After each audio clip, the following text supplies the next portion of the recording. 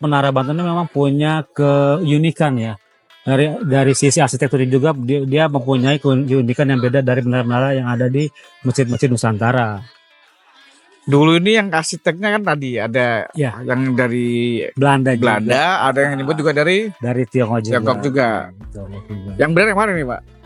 Pintu masuknya aja ini kalau kita lihat mengandung unsur dari Hindu Buddha juga. Oh, ini Pintu masuknya oke, arsitekturnya ya, gini juga. arsiteknya. Ini mempunyai beberapa nilai yang sangat tinggi juga.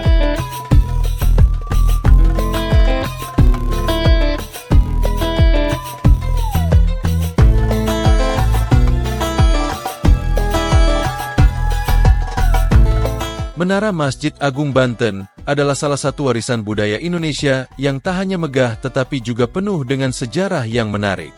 Menara ini berdiri kokoh di pusat kota Banten dan menjadi simbol dari kejayaan Kesultanan Banten pada abad ke-16. Dibangun pada masa Sultan Maulana Hasanuddin, menara ini bukan hanya digunakan sebagai tempat untuk menyerukan azan, tetapi juga berfungsi sebagai menara pengawas yang mengawasi pelabuhan dan wilayah sekitar.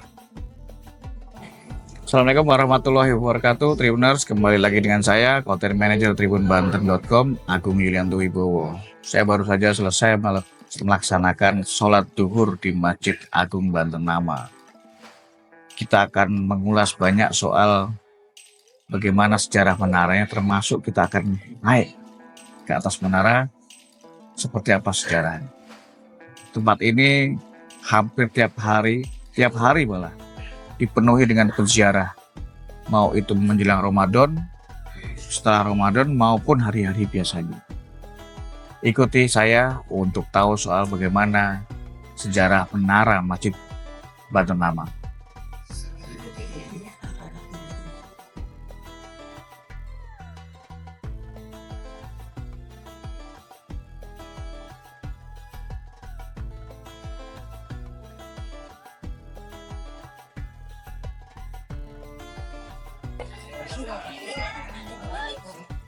Assalamualaikum Pak Farrozi. Waalaikumsalam. Assalamualaikum Pak.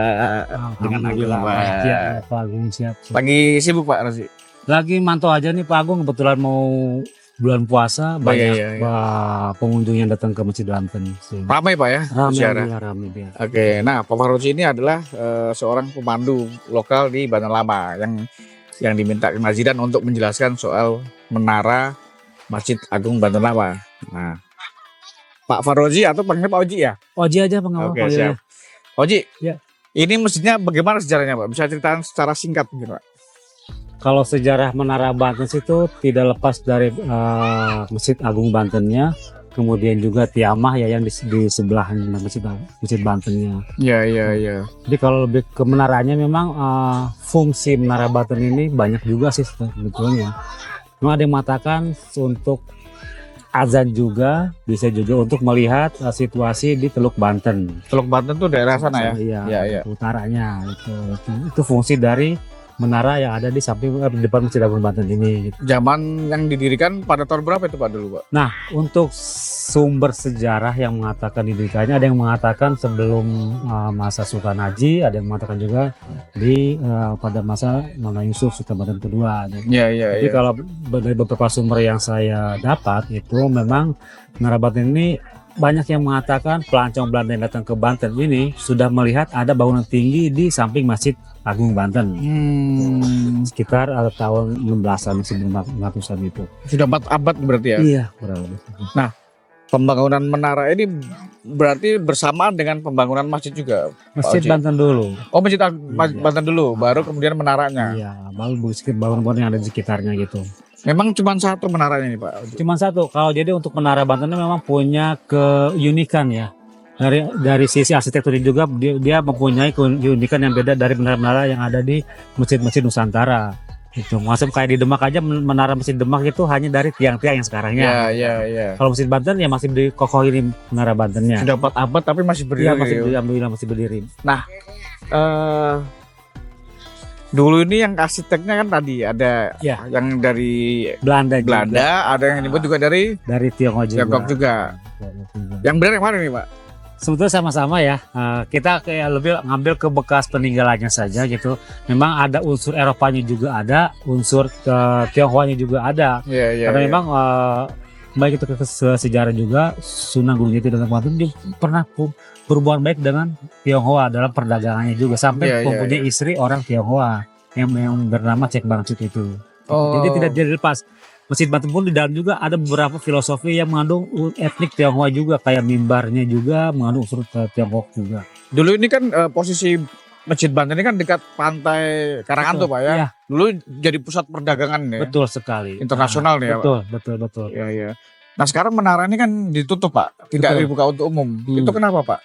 Jadi memang dengan rentang usianya yang sudah berabad-abad ya, kita juga menjaga keutuhan kelestarian Menara Banten juga.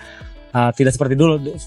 Kalau dulu kan orang yang jarang datang ke Banten itu pasti akan menaiki Menara Banten. Ya, Itu ciri khasnya orang yang jarang ke Banten. Setelah direvitalisasi, akhirnya bersama dengan BPK 8 juga. Kalau dulu BPCB namanya. Jadi ada beberapa unsur menara ini yang mengalami kemiringan ketinggiannya. Mungkin kalau dia secara kasat mata tidak miringnya, tapi ada.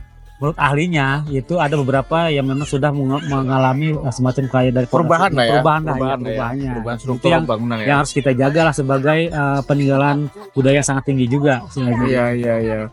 Nah Pak Oji, kita kan sudah meminta izin dari pihak kenaziran nih kan untuk apa? Untuk naik. Untuk naik. Kita cek ke atas. Wah boleh kita cek lihat di dalamnya seperti apa sih Iya. Pak Oji? Oke. Boleh Pak Oji? Oke, Silakan. mari.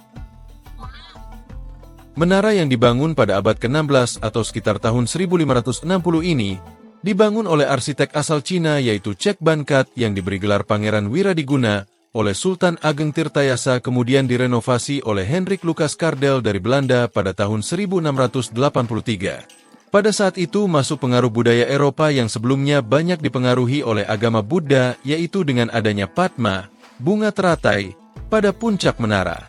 Bunga teratai adalah lambang agama Buddha. Sangat terlihat jelas akulturasi budaya yang kuat dalam komplek Masjid Agung Banten. Oke, Pak Agung, ini sebelum Siap. kita naik, kita juga kalau lihat arsitektur Menara Banten memang dari berbagai unsur ya. Pintu masuknya aja ini kalau kita lihat mengandung unsur dari Hindu Buddha juga. Oh ini Pintu masuknya oke, arsitektur ya, begini juga. arsiteknya. Ini mempunyai beberapa nilai yang sangat tinggi juga. Gitu. Mari kita masuk naik, Pak Agung.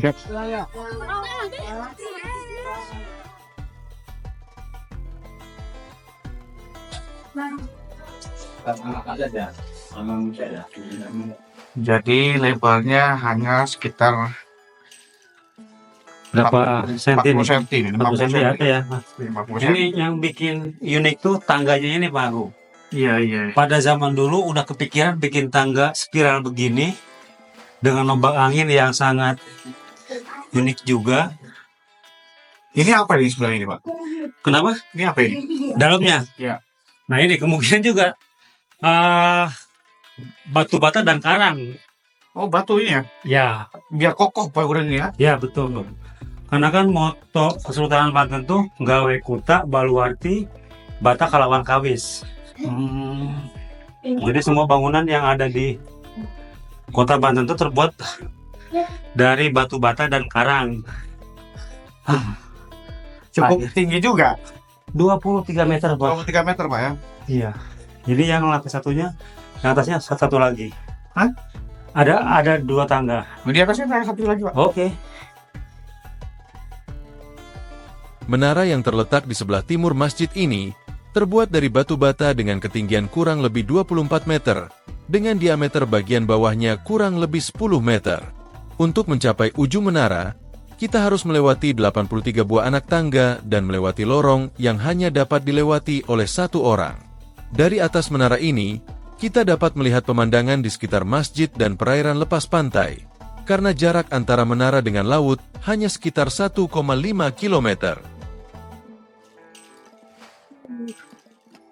Alhamdulillah. Oke Pak Agung, kita Wah, udah berada Masya Allah. di puncaknya nih. Puncak Menara Banten nih. Ini ternyata luar biasa indahnya. Ya, anginnya juga lumayan kencang nih Pak Agung nih. Iya. Ini jadi arah pantai tuh bisa memantau kapal tuh ya. Iya, betul. Jadi fungsi dari menara ini ya di samping sebagai menggunakan azan juga bisa untuk melihat atau memantau situasi di Teluk Banten. Iya. Selain itu, jadi Ada kalau ya, ada kapal, Kapal sandar itu kan di sana tuh di lautan, jadi tidak masuk ke sini. Jadi dia bongkarnya di Teluk Bantennya karena kapal-kapal besar, iya.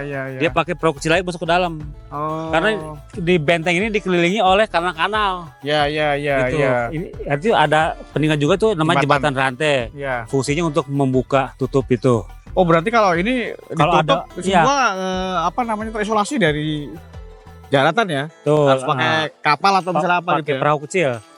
perahu kecil. Nanti kalau misalkan mau ke keraton Benteng Serosoan, nanti di Serosoan. situ ada tempat sandarnya juga. Jadi tidak langsung masuk ke dalam keraton. Oh. Ada kayak semacam ruang tunggu.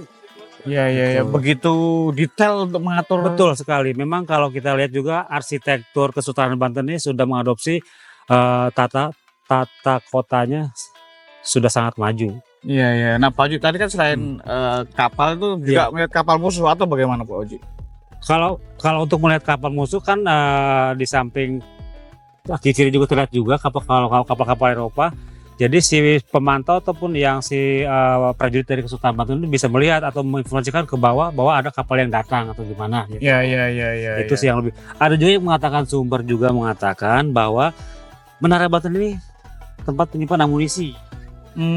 Ada yang mengatakan sumber juga begitu. Tapi kalau amunisi kan sempit Pak Oji. Nah, itu juga masih diperdebatkan juga Iya, sebetulnya. iya. Jadi di mana letak amunisinya itu disimpannya gitu. Iya. Tapi kalau yang tadi di samping tangga tadi kan itu begitu Kokoh sekali kokoh, kan? temboknya. Ya itu memang apa karang? Karang dan batu bata. Karena memang ini Banten ini kan untuk membangun kotanya dari karang dan batu bata. Iya, Semacam iya, kayak Benteng Roson aja itu karang semua, Pak. Iya. Kemudian juga di sebelah sana itu ada benteng Smelwi.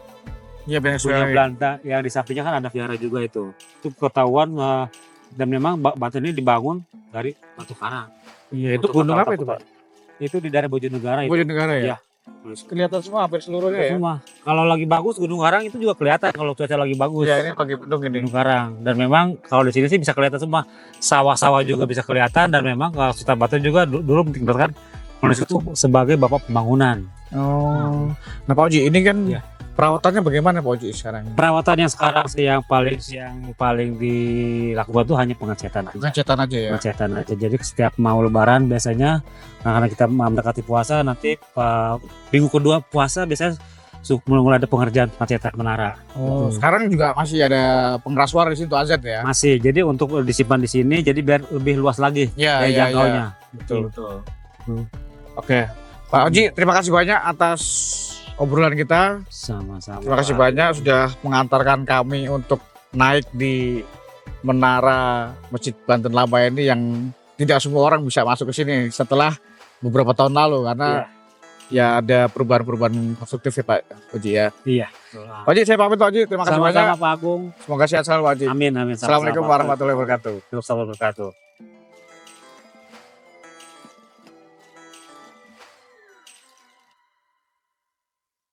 Download Tribun X sekarang, menghadirkan lokal menjadi Indonesia.